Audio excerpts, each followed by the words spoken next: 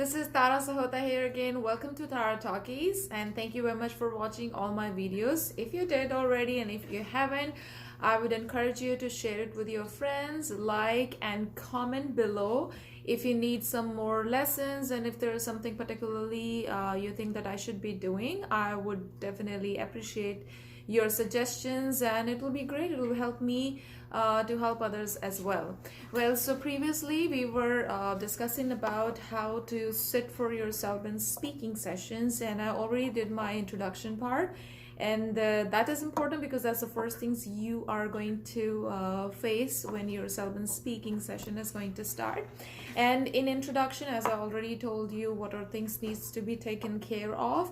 We already discussed about how to keep your body posture, how to avoid mannerism. I also mentioned you that we should dress up, if not fully formal, but at least semi-formal, so that it should not look awkward. You shouldn't just go in your crop tops and your torn up jeans, because that's not going to give a very good impact on the observers.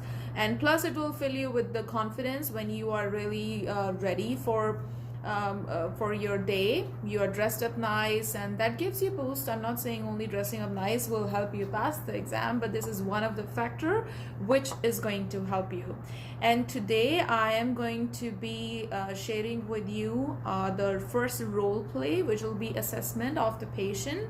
So in Celban speaking, what they are going to do is they are going to present you a detail of a patient with the names, chief complaints, few of the things that you must know about the patient, and that will give you an idea. They'll give you like 1 or 2 minutes to go over that thing and make a map plan in your head, and then you can start discussing with one of the proctors. They will act as patients, so you basically have to do a simulation. You have to like do a live demonstration with them. So it's going to be a role play where you will be acting actually as a registered nurse, and then you will be assessing the patient.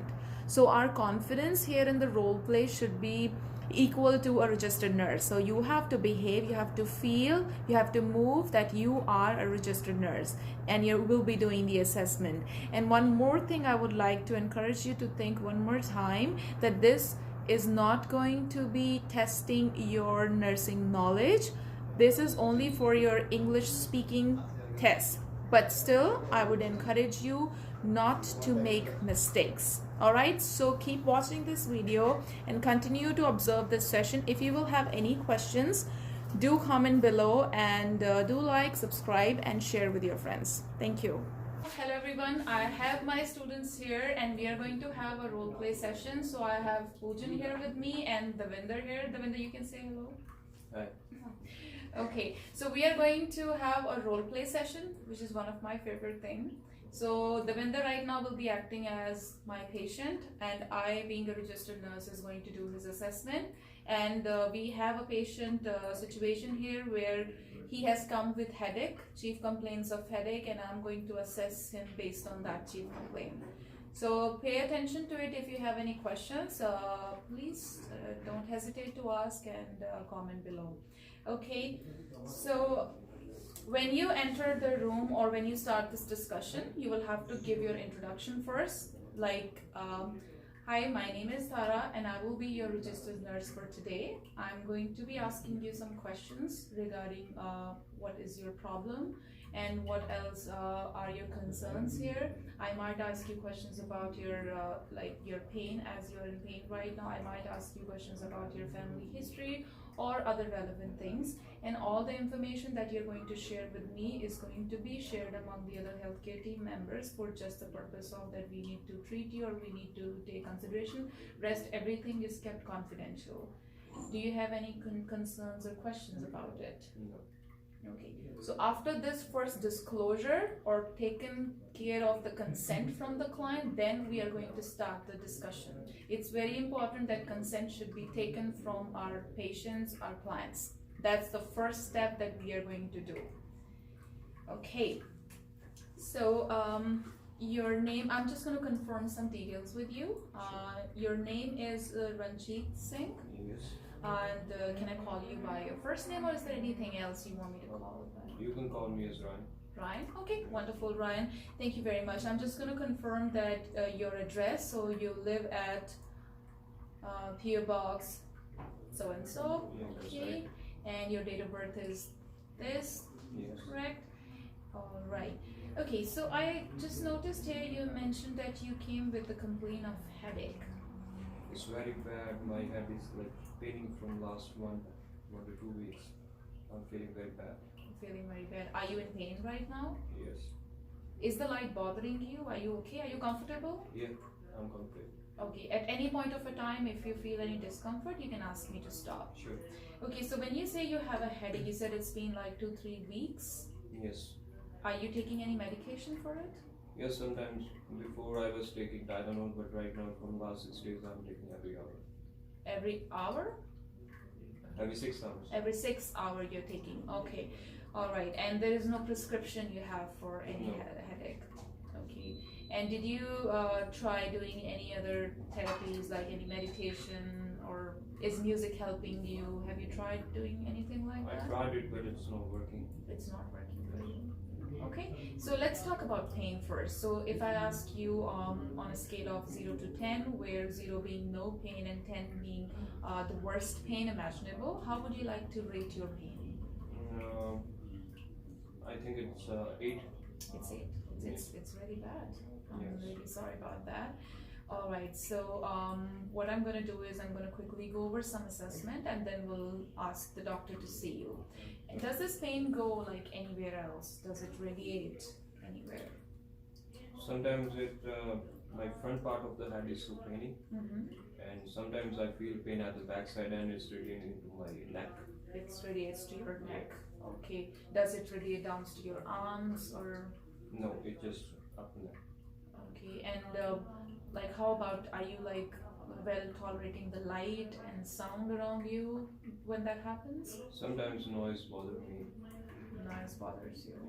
Okay. And after taking Advil, it becomes fine, Yes, and then you start having it again. yes. Is there anything particular you notice which is triggering your pain,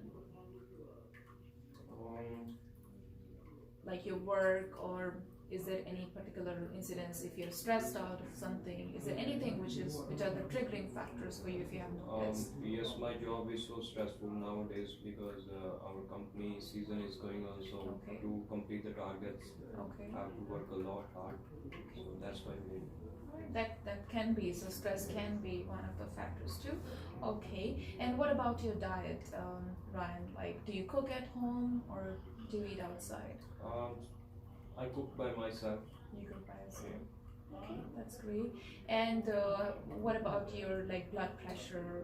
Have you? Because right now I'm seeing that it's little higher than the normal limit. Have you get it checked earlier also? Did you notice it going higher or? Before it was fine, but from last month I'm feeling it's not like tolerating, and upon checkup it's very high. My blood pressure was It came high. high. Did your doctor put you on any blood pressure medication?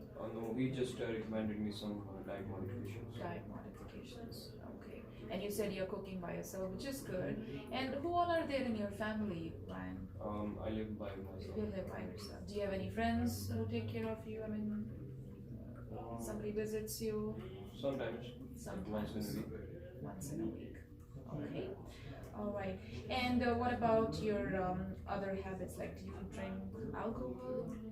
Yeah, in my stressful hours, I used to drink 1 or 2 glasses of wine. 1-2 glasses of wine.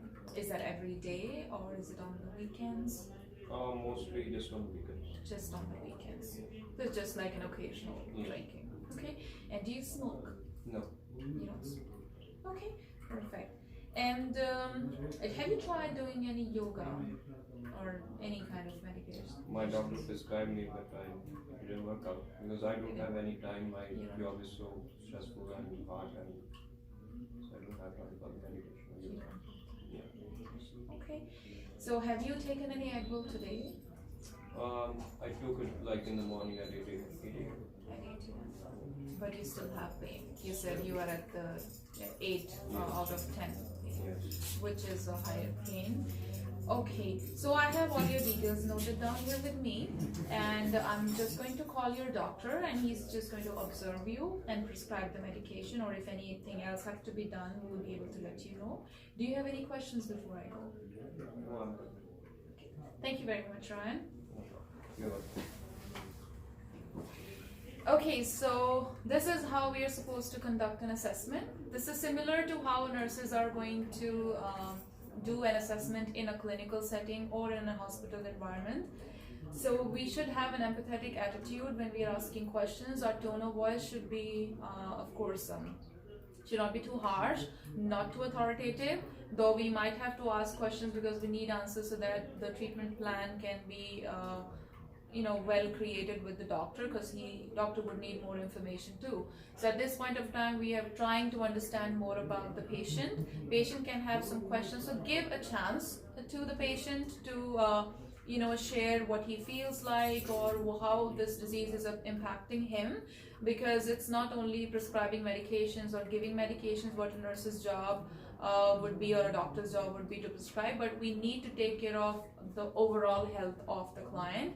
It's the holistic care model that we follow, so I would say keep that in your mind. Ask about the social health of the client, ask about the family structure of the client, because we want to know what are the supports that the patient is getting. We want to know whether he's stressful at work, is there any stress from the family, because headache at this point can have various psychological factors also involved in it. Like Ryan mentioned to me that he has a work stress right now. That could be one factor which is impacting. His diet could be another factor. He said he cooks